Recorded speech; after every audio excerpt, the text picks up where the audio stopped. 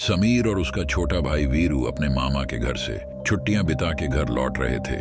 घर जल्दी पहुंचे, इस वजह समीर ने जंगल वाले शॉर्टकट से जाने का निर्णय लिया, मगर वीरू उस रास्ते से आने के लिए तैयार न था, क्योंकि बड़े बूढ़ों से उसने जंगले में चुड़ैल और भूत प्रेत की कहानियां सुन रखी थी। वह बोला, भैया मैं जंगले के रास्ते नहीं आऊंगा, क्योंकि वहां चुड़ैल का साया है। समीर बोला, क्यों तू बेकार में डर रहा है? तेरा बड़ा भाई है ना तेरे साथ, और ये भूत प्रेत चुड़ैल कुछ नहीं होता, सिर्फ मन घड़न कहानियों होती है, और फिर हमें घर जल्दी भी तो पहुंचेंगे। किसी तरह समझा बूझा के समीर ने उसे मना लिया और कार पक्की सड़क छोड़ के जंगल के रास्ते मोड़ ली।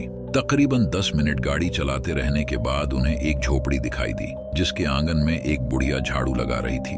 समीर बोला, देख छोटे जंगल में कोई रहता भी है। वीरू बोला, भाई पक्का इंसान ही है ना, या फिर कोई चुड़ैल?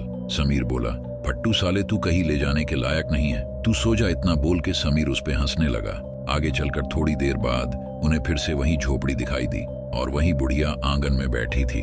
वीरू बोला, समीर भाई देखो, वही बुढ़िया और झोपड़ी यहाँ फिर से आ गई। लगता है आज हम मरने वाले हैं। समीर बोलो, फिर से हो गया तेरा चालू, कोई और झोपड़ी भी तो हो सकती है, बुढ़िया को हमने नजदीक से थोड़ी ना देखा है। ये बोलकर उसने वीरू का मुंह बंद करा, पर थोड़ी देर बाद जब वही झोपड़ी फिर से दिखी और इस बार समीर की भी फट के हाथ में आ चुकी थी, डर से उसका चेहरा पीला पड़ने लगा और वीरू के चेहरे पर तो हवाइयां उड़ चुकी थी।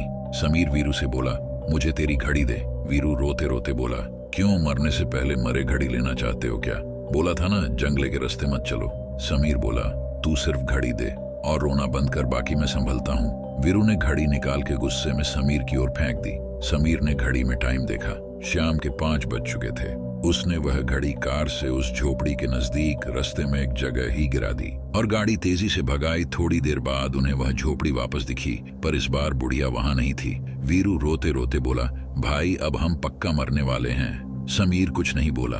झोपड़ी के नजदीक पहुंचकर उसी झांक उसने गाड़ी रोक दी तो उसे वीरू की घड़ी वहीं पड़ी मिली। उसमें समय हुआ था 5:10। समीर समझ गया था कि वह किसी छलावे के फंदे में फंस गए हैं। उसने वीरू को घड़ी दी, उसने रोते रोते वह पहन ली। समीर ने उससे कहा कि तू गाड़ी में ही रुक, मैं उस भूतनी से मिलकर आता हूँ, और झोपड़ी की ओर चल दिया। वीरू चिल्ला रहा था, भैया वहां मत जाओ, वो चुड़ैल है चुड़ैल। फिर अचानक वीरू के गाल पर एक चमाट पड़ा और आवाज आई, घर आए गया छोटे उठ सा। और वीरू आंख मलते हुए उठा तो गाड़ी घर के आंगन खड़ी में थी और समीर कार से सामान निकाल रहा था।